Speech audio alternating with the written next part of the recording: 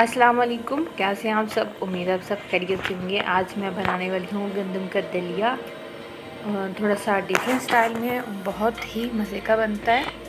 हमें ज़रूर ट्राई करना चाहिए, ये हमारे लिए बहुत बेनिफिट होता है।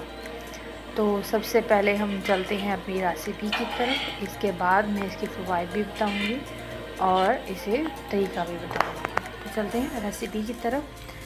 सबसे पहले मैंने यहाँ पे लिया है घी, हाफ कप घी लिया है मैंने। इससे पहले मैं मेल्ट होने दूँगी अच्छे से।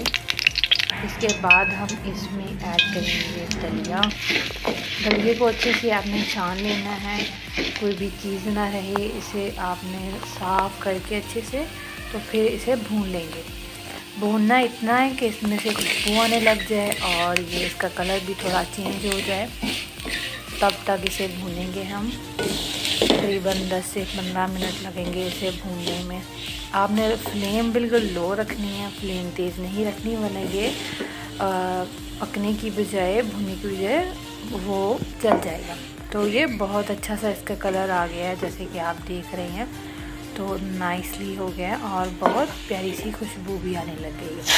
अब इसमें मैंने पानी ऐड कर दिया है, 2 जग मैंने इसमें पानी ऐड कर दिया था। इसके बाद मैं इसमें 1 टीस्पून सॉल्ट ऐड कर दूंगी। सॉल्ट मैंने इसलिए ऐड किया है कि इससे टेस्ट अच्छा आता है। अब मैं इसे कवर करके रख दूंगी।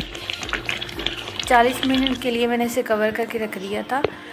इसे अच्छे से ये पक गया है और बहुत नरम सॉफ्ट सा हो गया है और बहुत अच्छा सा टेस्ट आ गया। तो जैसा कि आप देख रहे हैं कि दलिया बिल्कुल रेडी हो गया। आप इसे सिंपली इसी तरह खा सकते हैं या दूध ऐड करके खाना चाहें इस तरह, इसका यानी कि इसकी प्रोटीन डबल हो जाएगी।